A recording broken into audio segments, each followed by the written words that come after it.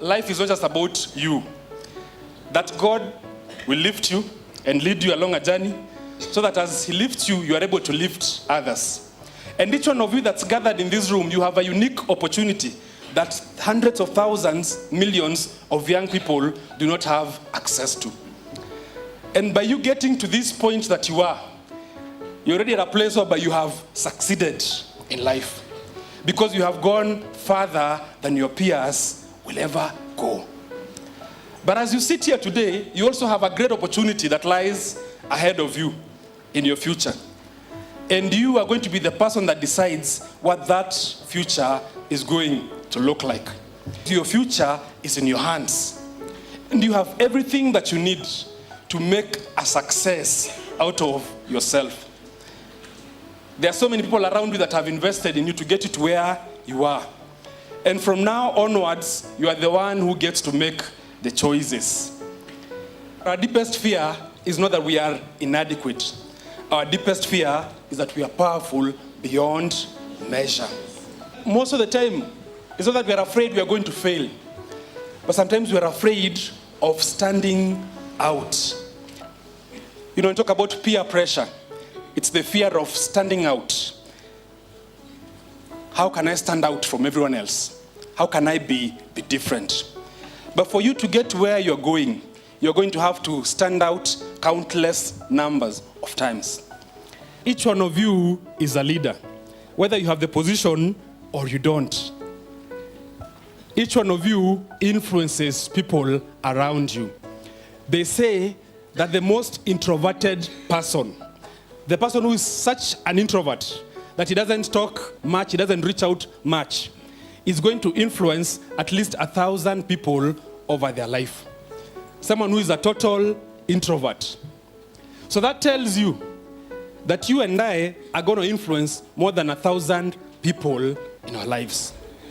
And whether you are conscious or not, you are always influencing.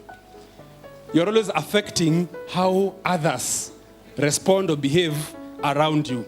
Sometimes consciously, sometimes unconsciously. So you're going to need to lead yourself. You're going to need to take responsibility for yourself. And one of the things that you have to do as you approach your exams is to draw a line and say, up until this point, other people have been responsible for me. And now I'm going to be responsible for myself. So you have to make that intentional choice of saying from this point onwards, I'm responsible for my goals, I'm responsible for my dreams, I'm responsible for that which I achieve in life. I'm responsible for how far I want to go. Mother Teresa says, I alone cannot change the world, but I can cast a stone across the waters and create many ripples. And what she's simply saying is that in one person is the ability, the capacity to be able to influence and to make a difference. That in one person, there is something that is there that gives you the capacity to be able to shape, influence, and change the course of nations, of communities, of families, of whichever sector of society that you dedicate and commit yourself to.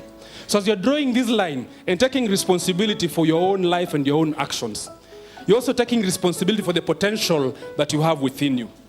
Because all of you in this place, you have the potential to impact and influence the nation of Kenya, the continent of Africa, and even beyond. And for me, what brings me here today is the firm belief that young people as you are the ones who hold the future of this continent of Africa in their hands.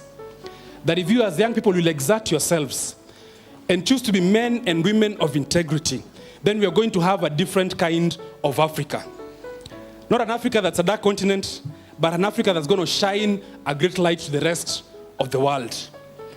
They say that in the next 30, 40 years, Africa is going to be one of the fastest growing economies in the world. And there's going to be need for human resource. You are the ones that will provide that human resource. But I also want to say to you that our biggest challenge in Africa is not a lack of resource. We have the richest continent in the whole world. But the problem that we face is that those that are in authority over those resources have not been good stewards. So there has to be a firm commitment that comes from you at a personal level that says that I'm going to be a leader of integrity. I'm going to choose to be the kind of leader that inspires. That it's not about me, but it's about me being able to serve those that are around me.